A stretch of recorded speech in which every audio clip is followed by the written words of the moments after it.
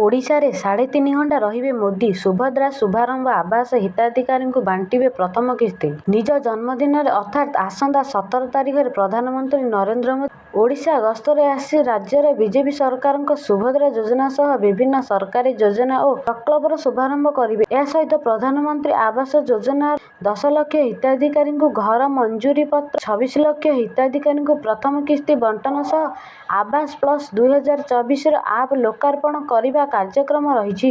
ପ୍ରଧାନମନ୍ତ୍ରୀ ମୋଦିଙ୍କ ଏହି 3.5 ଘଣ୍ଟାର ଓଡ଼ିଶା ଗସ୍ତ ପାଇଁ ଆଜି ମୁଖ୍ୟ ସଚିବଙ୍କ ଅଧ୍ୟକ୍ଷତାରେ ଏହା ଉଚ୍ଚସ୍ତରୀୟ ବୈଠକରେ ପ୍ରସ୍ତୁତି ସମୀକ୍ଷା ଅନୁଷ୍ଠିତ ହୋଇଛି। ମୁଖ୍ୟ ସଚିବ ମନୋଜ ଆହୁଜାଙ୍କ ଅଧ୍ୟକ୍ଷତାରେ ଆଜି ଅନୁଷ୍ଠିତ ପ୍ରସ୍ତୁତି ବୈଠକରେ ପ୍ରଧାନମନ୍ତ୍ରୀ ମୋଦିଙ୍କ କାର୍ଯ୍ୟକ୍ରମ ସୁଚାରୁ ରୂପେ ସମ୍ପାଦନ କରିବା ପାଇଁ ବିଭିନ୍ନ ବିଭାଗ ମଧ୍ୟରେ ସମନ୍ୱୟ ରଖିବାକୁ ନିର୍ଦ୍ଦେଶ ଦିଆଯାଇଛି।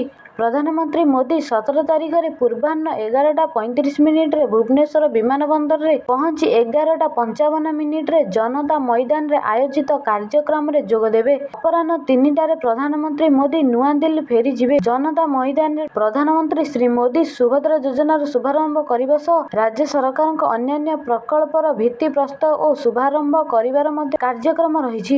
ଏହି ଅବସରରେ ପ୍ରଧାନମନ୍ତ୍ରୀ ଶ୍ରୀ ମୋଦି କେନ୍ଦ୍ର ସରକାରଙ୍କ ପ୍ରଧାନମନ୍ତ୍ରୀ ଆବାସ ଯୋଜନାର 10 ଲକ୍ଷ ହିତାଧିକାରୀଙ୍କୁ ଘର ଆବଣ୍ଟନ ପତ୍ର ବାଣ୍ଟିବେ। ସେହିପରି 26 ଲକ୍ଷ ଆବାସ ହିତାଧିକାରୀଙ୍କୁ ସେମାନଙ୍କ ଘରର ପ୍ରଥମ କିସ୍ତି ବାବଦରେ 3,180 କୋଟି ଟଙ୍କା ସିଧାସଳଖ ତାଙ୍କର ବ୍ୟାଙ୍କ ଆକାଉଣ୍ଟକୁ ଡିଜିଟାଲ ମୋଡରେ ସ୍ଥାନାନ୍ତର କରିବେ। ଏହା ସହିତ ଯୋଗ୍ୟ ହିତାଧିକାରୀଙ୍କୁ ପକ୍କା ଘର ଆବଣ୍ଟନ ସୁନିଶ୍ଚିତ କରିବା ଉଦ୍ଦେଶ୍ୟରେ ଆବାସ ପ୍ଲସ୍ 2024 ଆପ୍କୁ ପ୍ରଧାନମନ୍ତ୍ରୀ ଲୋକାର୍ପଣ କରିବେ ବୋଲି ଜଣାପଡ଼ିଛି। ଏମିତି ନୂଆ ନୂଆ ଖବର ଜାଣିବା ପାଇଁ ମୋ ଚ୍ୟାନେଲକୁ ଲାଇକ୍, ସେୟାର, ସବସ୍କ୍ରାଇବ କରନ୍ତୁ। ରହୁଛି, ନମସ୍କାର।